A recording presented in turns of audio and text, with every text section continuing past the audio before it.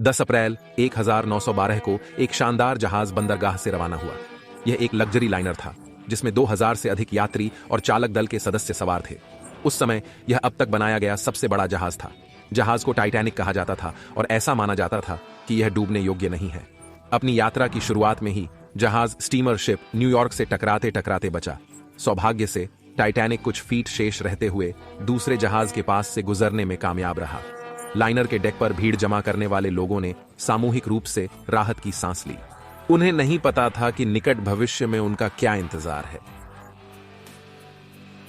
इस बीच एक हिमखंड जो कुछ ही समय में दुनिया भर में जाना जाने वाला था, उस क्षेत्र के पास आ रहा था जिसे टाइटैनिक न्यूयॉर्क के रास्ते में पार करने वाला था। उनकी मुलाकात 14 अप्रैल को हुई जब जहाज न्यूफाउंडलैंड से 370 मील दूर उत्तरी अटलांटिक महासागर में था। लगभग 11:40 पर टाइटैनिक पर जो लोग अभी भी जाग रहे थे वे नीचे गिर गए। किसी रहस्यमय और शक्तिशाली शक्ति द्वारा धकेल दिया गया। जो लोग पहले ही बिस्तर पर जा चुके थे वे फर्श पर गिर पड़े। यात्री और चालक दल के सदस्य चिल्ला रहे थे। उन्हें समझ नहीं आ रहा था कि क्या हो रहा है। हंगामा शुरू होने से कुछ मिनट पहले जहाज के ठीक सामने एक बड़ा हिमखंड दिखाई दिया। क्रू ने पहले इस पर ध्यान क्यों नहीं दिया, यह अभी भी एक बड़ा सवाल है। लेकिन एक बार जहाज बर्फ के विशाल टुकड़े से टकरा गया, यह बर्बाद हो गया। अपने मार्ग को मोड़ने में असमर्थ जहाज के पतवार के कम से कम 5 डिब्बे टूट गए। उनमें खतरनाक गति से पानी भरना शुरू हो गया। टाइटैनिक के डिब्बों के शीर्ष पर ढक्कन नहीं लगे थे। यही कारण है कि पानी फैल गया और प्रत्येक के बाद बाढ़ आने लगी। जहाज का अगला हिस्सा डूबने लगा, जिससे पिछला हिस्सा हवा में लंबवत उठ गया और फिर एक गगनभेदी गर्जना के साथ लाइनर आधा टूट गया। बाकी इतिहास है। डूबे हुए जहाज के अवशेष 1985 तक नहीं खोजे गए थे। वे न्यूफाउंडलैंड के तट पर समुद्र तल के नीचे पड़े हुए थे। कई प्रयासों के बाद गोताखोर कुछ अद्भुत वस्तुओं को बचाने और संरक्षित करने में कामयाब रहे। उनमें से कुछ काफी नियमित थे, कुछ हीरे से भी अधिक कीमती थे और कुछ मोक्ष से परे थे, हमेशा के लिए खो गए। ऐसा ही एक खजाना नवशास्त्रीय पेंटिंग थी। इसे 1814 में चित्रित किया गया था और टाइटैनिक जहाज पर इसका पानी जैसा हश्र हुआ। दिलचस्प बात यह है कि इसका मालिक स्वीडिश व्यवसायी बच गया और बाद में उसने दावा किया कि पेंटिंग की कीमत $23 में $3 मिलियन थी। यह वास्तव में अज्ञात है कि उस व्यक्ति को यह पेंटिंग कब और कहां से मिली।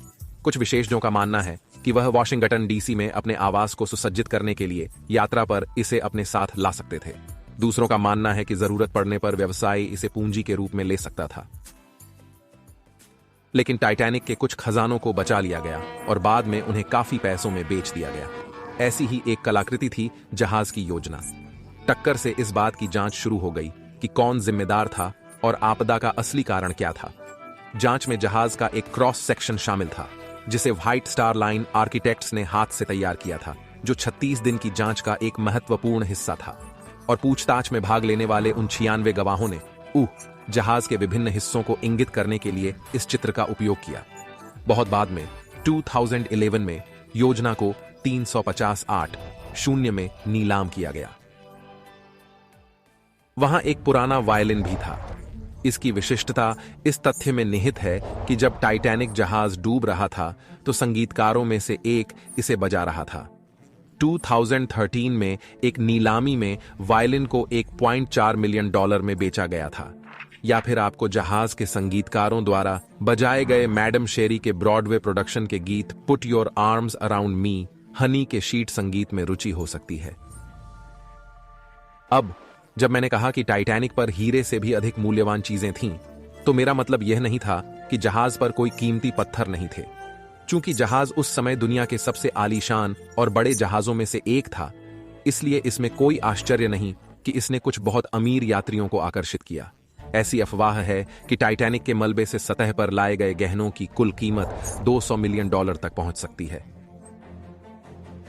वैसे 1987 में जहाज के अवशेष पहली बार पाए जाने के ठीक 2 साल बाद गोताखोरों ने एमी नाम से उत्कीर्ण एक हीरे का कंगन बरामद किया। ऐसा माना जाता है कि यह सहायक वस्तु एमी नामक 2 महिलाओं में से एक की थी जो जहाज पर सवार थी। गोताखोरों को कुछ ऐसी वस्तुएं भी मिलीं जिनका कोई भौतिक मूल्य नहीं था बल्कि भावनात्मक मूल्य था। उदाहरण के लिए एक बार सफेद सूती दस्ताने की एक जोड़ी थी। वे अपनी खोज के दिन से लेकर 2016 तक अलग अलग टाइटैनिक प्रदर्शनियों में प्रदर्शित होते रहे, जब उन्हें अंततः सेवानिवृत्ति के लिए एक संरक्षण सुविधा में ले जाया गया। टाइटैनिक के कौवे के घोंसले से बेल्ट 1985 में बरामद की गई थी। यह अब मैसाचुसेट्स में टाइटैनिक संग्रहालय में एक संग्रह का टुकड़ा है। यह वही घंटी है जिसे उस निगरानीकर्ता द्वारा 3 बार बजाया गया था जो जहाज को आगे एक हिमखंड के बारे में चेतावनी देने की कोशिश कर रहा था।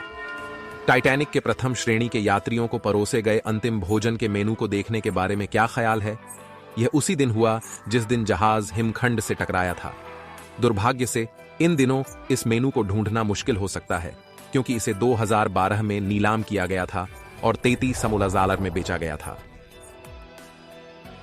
जहाज निर्माण कंपनी हारलैंड एंड वुल्फ के टाइटैनिक का प्रक्षेपण एक भव्य कार्यक्रम होने की उम्मीद थी। इतना कि जहाज को पहली बार समुद्र में गिरते हुए देखने के लिए उत्सुक लोगों को टिकटें बेची गईं। दिलचस्प बात यह है कि ऐसा एक टिकट पूरी तरह से बरकरार और अप्रयुक्त डूबे हुए यात्री जहाज पर पाया गया था। इसे लगभग $56 2012 में शून्य में बेचा गया था।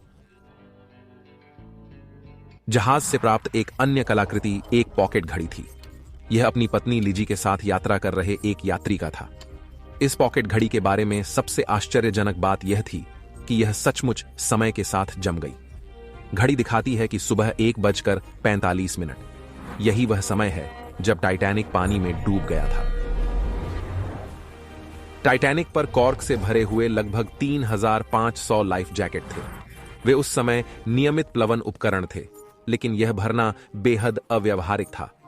यह इतना ठोस था कि पानी में कूदने के प्रभाव से जीवित बचे कई लोग घायल हो गए। ऐसा माना जाता है कि ऐसी ही एक जैकेट 1912 में नोवा स्कोटिया के तट पर एक किसान को मिली थी। यह अप्रयुक्त लग रहा था क्योंकि कंधे की पट्टियां अभी भी अपनी जगह पर थीं। इसे $68,500 2008 में नीलाम किया गया। अब याद कीजिए जहाज के डूबने की वो जांच।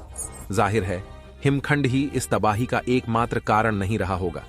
टाइटैनिक के कोयला बंकरों में से किसी एक में आग लग सकती थी। हो सकता है कि यह वहां 3 सप्ताह से बहुत ऊंचे तापमान पर जल रहा हो, लेकिन यह सिर्फ एक सिद्धांत है। धातुकर्म विशेषज्ञों का मानना है कि ऐसी स्थितियां धातु को आसानी से कमजोर कर सकती हैं, जिससे इसकी ताकत 75 तक कम हो सकती है।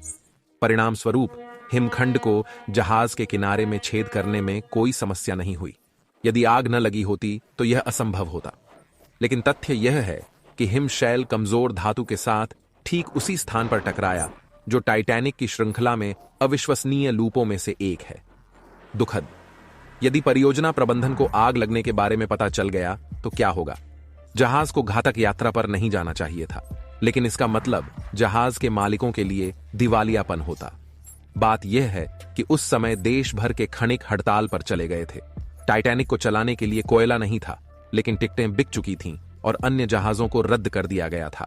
चूंकि हर कोई मानव जाति के लिए झांत सबसे बड़े जहाज पर सवार होने वाला पहला व्यक्ति बनना चाहता था, इसलिए यात्रा रद्द करना असंभव लग रहा था।